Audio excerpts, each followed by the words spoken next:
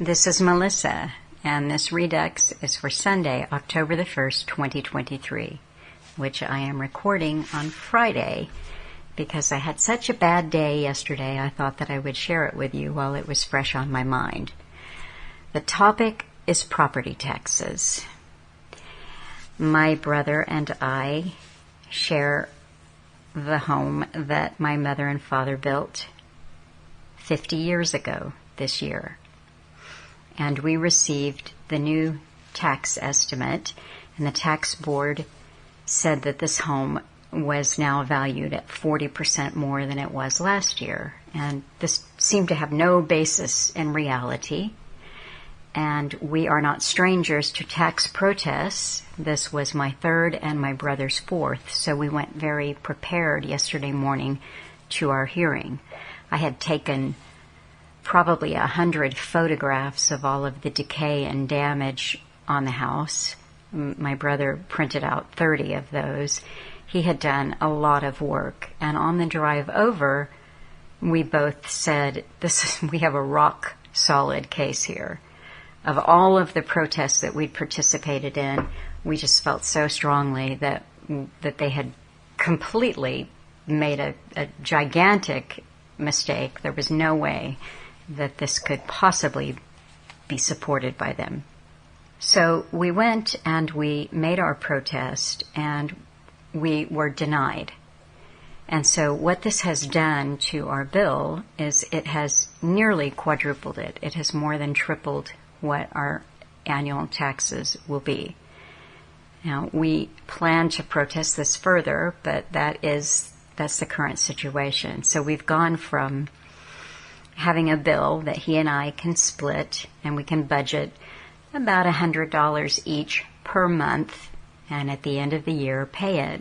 And now we are looking at a mortgage, what really would have been a nice tidy mortgage 15 years ago. As Alan Watt always explained to us, mortgage comes from the French word, and it is the gauge of death, mort, death, that's something that you will be paying off until you die. Now, my parents, having built this house 50 years ago, the cost to build a home was considerably less than it would be nowadays, and they paid off that mortgage more than 20 years ago. But this is the plan. This is the system that we're in. And I thought that I would play a little bit, some edited segments of a series of talks that Alan did in 2006 and 2007 with Miss Effie, a woman in her 80s who lived in Louisiana. And his talks with Miss Effie and other talks that he did with someone named Butch who lived in West Virginia, those were part of the inspiration that I had for doing Real History. He spoke with real people about their life's experiences. And in the series of talks he did with Miss Effie, they had some nice bits of conversation about the slave system, the end of private property, taxes, and so forth. And so that is what I will be playing for you. When we left the hearing,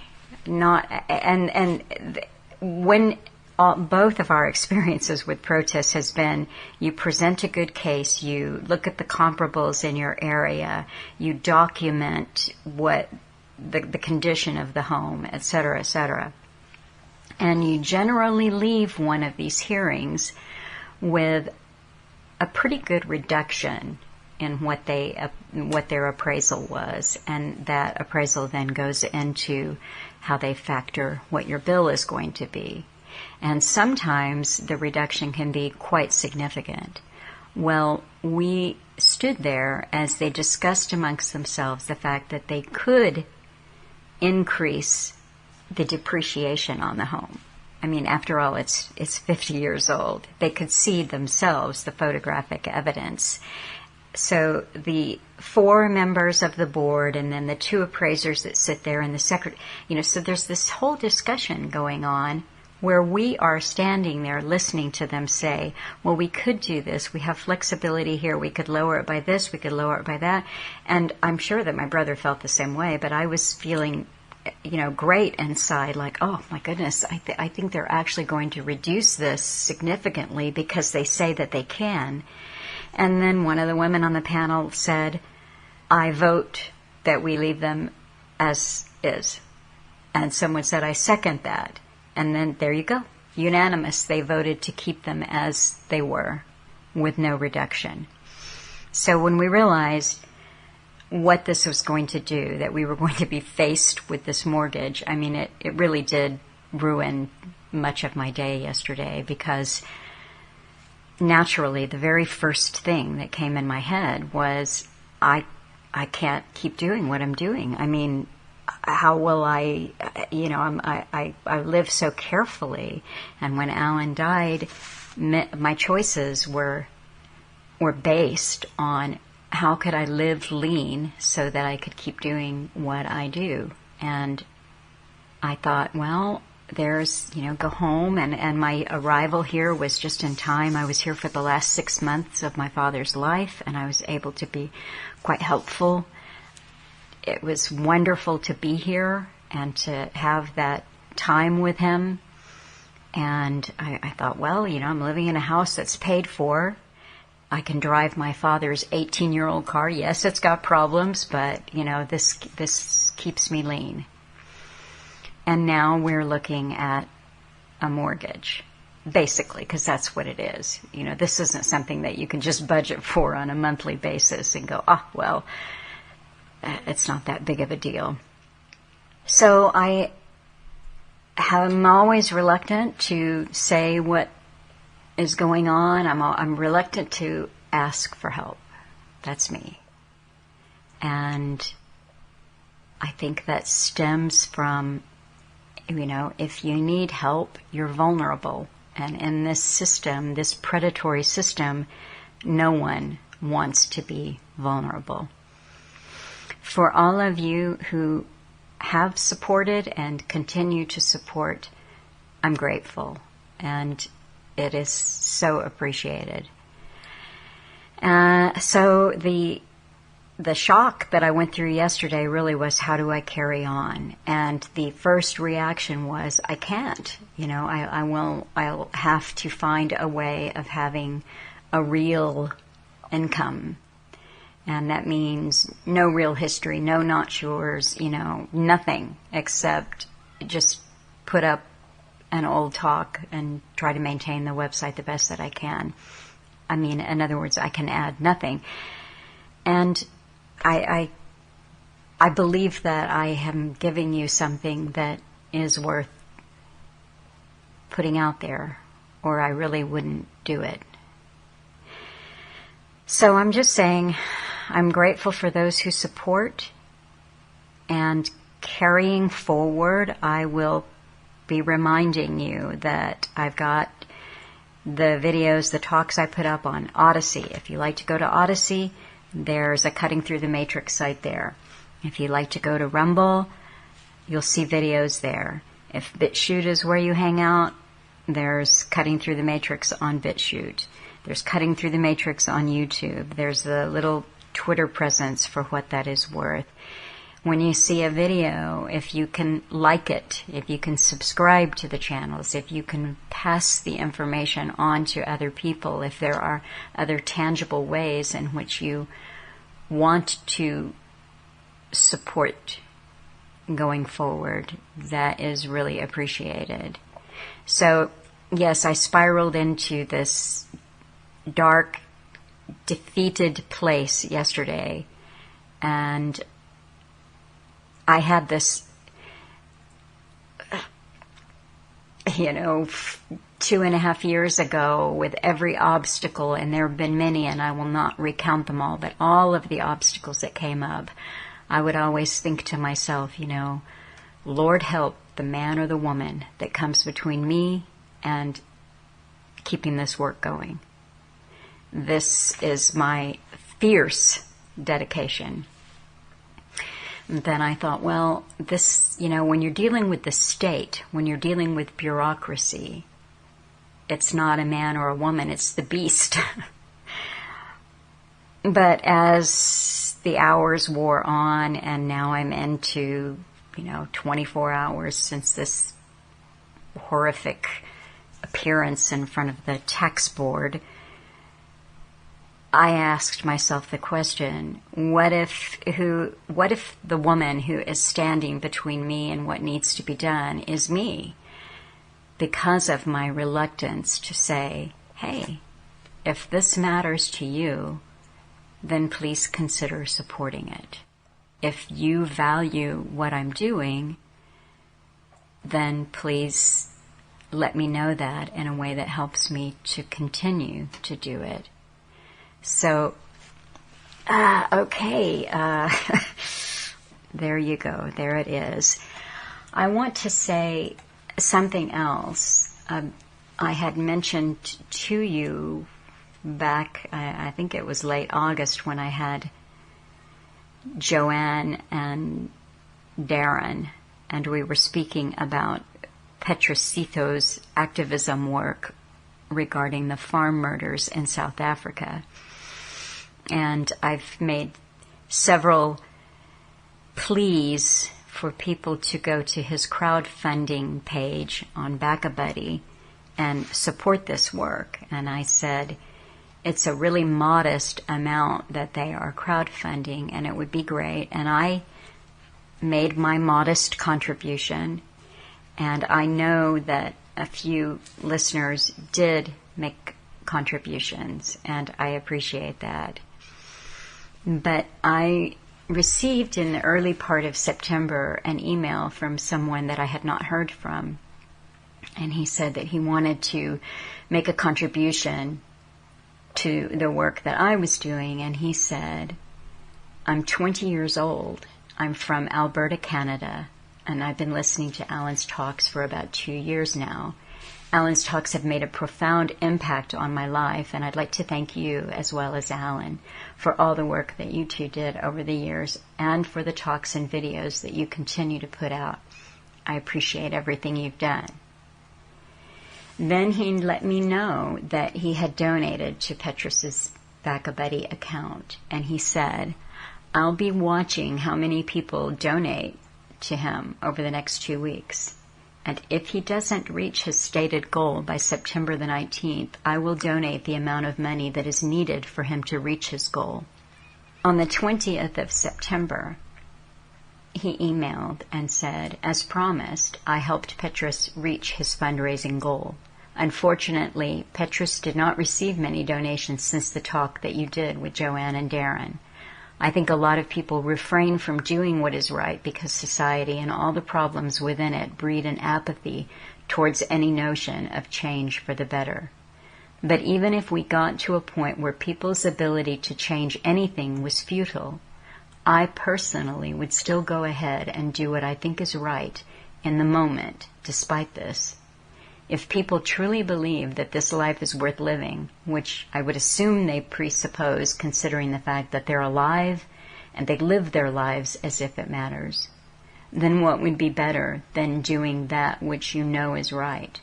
It can be hard to tell how our own actions will affect the world, but from my own limited experiences, I can say without a doubt that the smallest acts can have the biggest impact. Petrus said simply, God bless this young man.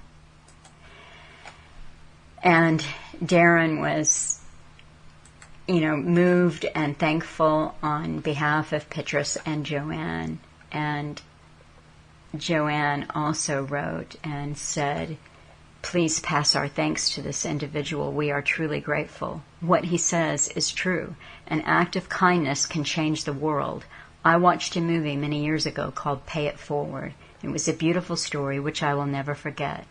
An act of kindness to a stranger and only ask them to pay it forward. It can move mountains. If only there were more people who thought like this.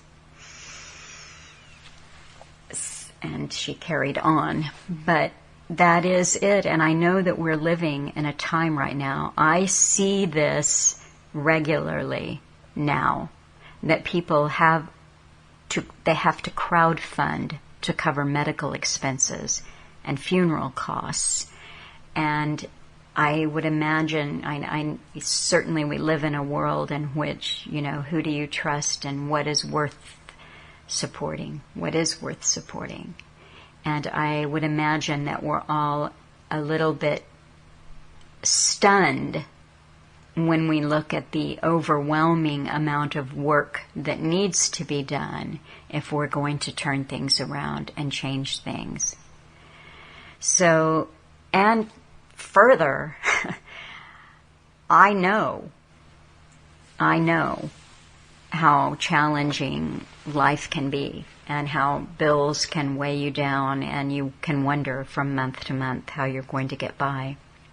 And I know when I did my real history with my Aunt Betty and the value of $1, she'd never listened to Alan, but she certainly had some good old common sense and wisdom about her. And she too struggles with property taxes. And she said, you don't own your house, because when they can charge you whatever they want on taxes, they can just take it off of you that way. And that's so true. That is true. And on the spiritual, philosophical level, we don't own anything. We can't take it with us, and that's a fact. I just want to be able to concentrate on what I'm doing and have a mind that is clear and focused. And boy, financial stresses, they just take the wind right out of the creative sail.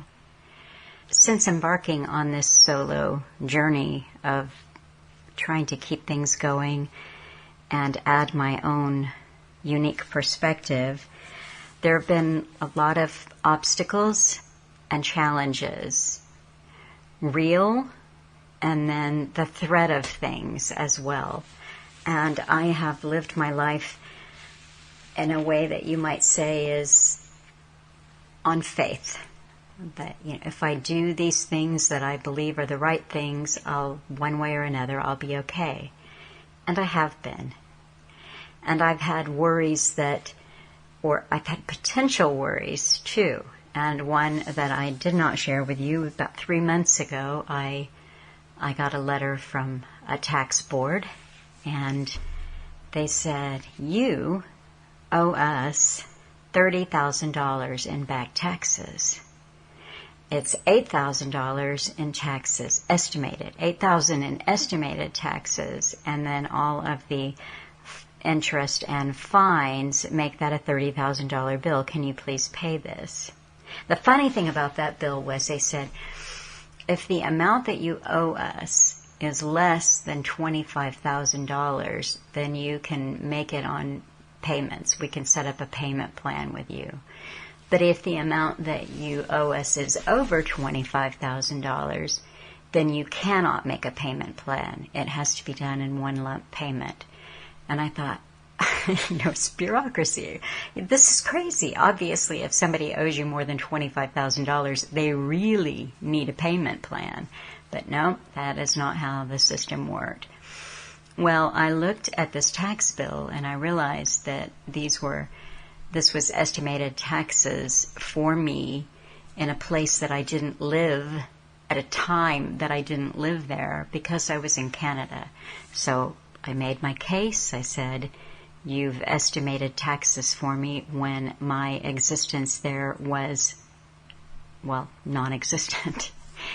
And then I just said, I'm not going to worry about this. I'm going to put it out of my mind. I've done what I can do. I can't believe that they would continue to persist in this because, I wasn't there. And sure enough, I did ultimately receive a letter, then have to make a phone call, then have to supply some documentation. And, about a month ago, I got a letter saying, okay, you're right, you don't owe us any money. And that is the end of us on this case.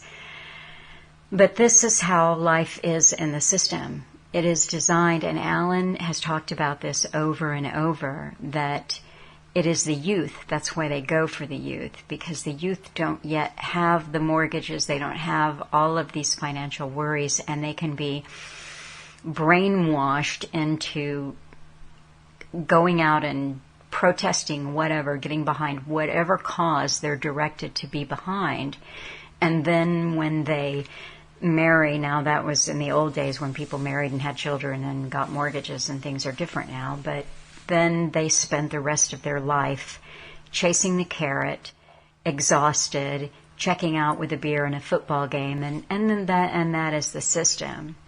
And it's very true that these kinds of worries are distracting. It was hard for me. It was actually impossible for me to think about creative things or want to read the news or think about anything except, how will I pay this? So I'm better today. I'm a little more myself, which is, I know that what I'm doing matters.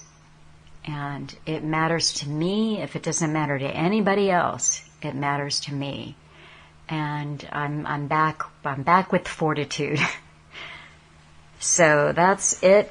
I am going to share, as I said, a bit of Miss Effie talking with Alan, and I hope that you get something from it. And go, for all of you who support, thank you again.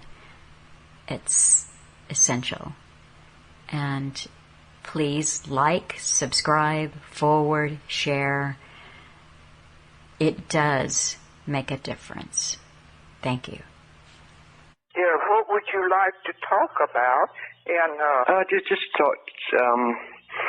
just talk about when you were young, the difference starting up when you were young. Well, I was thinking about that. You could approach it from different angles. And one, I was thinking, like I said, the thing that I always could get more concise out of it is the continuity, not hearing one story, reading one subject, but I was thinking about, I forgot the word, enticement. Yeah. In 75 years, you went from government enticement to government slavery. Yeah. Yeah. I saw some of it. I don't have to make a story, nor do I have to dramatize it. Yeah. It's right there. And it all started, well, it didn't, rain don't come in the middle of a sunshiny day. Yeah.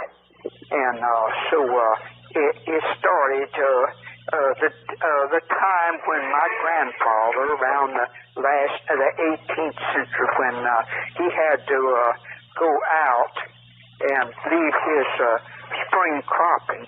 To put his spring crop in, he had to go out and work at his old job as a tugboat captain to get hard money to pay taxes. Yeah. That was the beginning, and luckily my grandmother was strong enough and willing enough to finish the plowing. Yeah. Was it on the Mississippi? No, they lived about 50 miles from here. Yeah. And they had bought a place, and they were independent, really independent. Yeah. And so that was the first crack of that reaching in taxes. Yeah, when was that? Yeah. Huh? When do you think that happened? Well, I know at the time and everything, it had to be around the last of the 18th century. Because they evidently, they had moved there, and the children were small. Yeah. Because they had as everybody else, they had a large family and boys. My dad had to pay a poll tax before he could vote. A poll tax, eh? Yeah. The law was moving in. Yeah. There's no substitute for the law to get things moving. And so then about that time, about my time, was when they pulled off the Big Depression. And the Great Piper. Yeah. Frankfurt and Eldon Roosevelt. Come up on the scene. The Miracle Man, eh? Yeah. Yes, Pied Piper. Yeah. Well, first they knock the banks down, and then they come in with the solutions. It's pretty obvious, too, anybody that studied history, that he didn't just move in and make up the plan as he was going along. It was a massive, multifaceted plan.